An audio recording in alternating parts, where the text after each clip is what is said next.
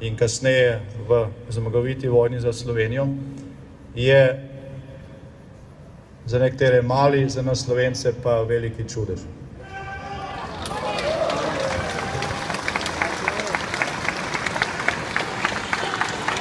Veliko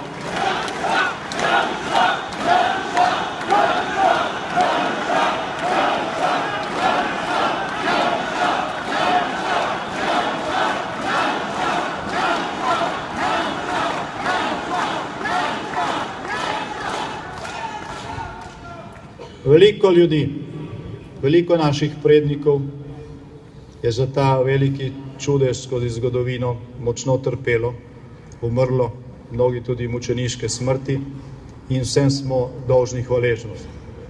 Vsi si zaslužijo tudi obeležje, spomenik in častitljiv spomin. Tisti, ki še vedno pokopani, seveda tudi dostojen grob. Vse to se mora zgoditi zato, da Slovenci, sedaj, ko smo končno gospodar na svoji zemlji, ko je zunanje okolje do nas bolj prijazno, kot je bilo kadarkoli doslej v naši zgodovini, izkoristimo svoje potencijale in uresničimo cilje, ki so bili na tem trgu tudi 26. junija 1991, ko smo razglasili samostojno Slovenijo. Zdaj, to niso sanje, ki bi propadle. Te sanje še vedno živijo. Dokler boste na ta trg prihajali s slovenskimi zastavami, je upanje živo.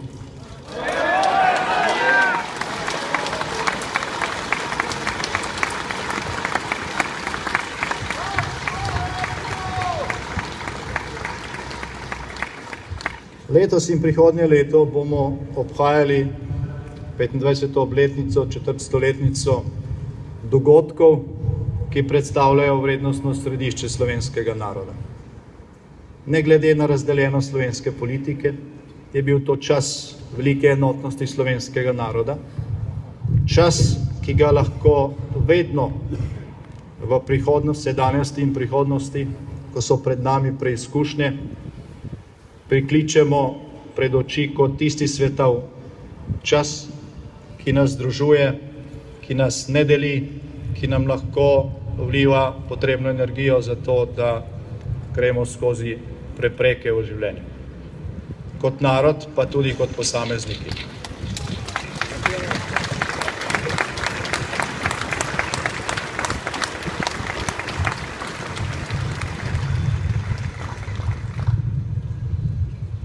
Dovolite mi, da tudi jaz citiram slovenskega pesnika, ki v nekem trenutku, ki je bil vsaj navidezno precej črn za usodo Slovenije, vendarle videl luč na koncu tunela in ob tem dejal: nobena kaplja slovenske krvi ni bila prelita za manj in nobena solza ni bila potočena za ston. Vse se to nekje zbere in deluje takrat, ko je najbolj potrebno.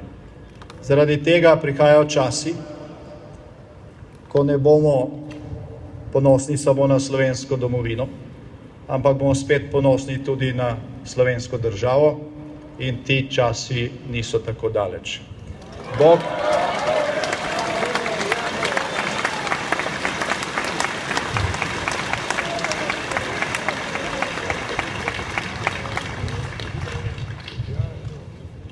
iskrene čestitke vsem, ki ste neposredno sodelovali v tem času pred 25 leti, ko so se dogajale te demokratične spremembe.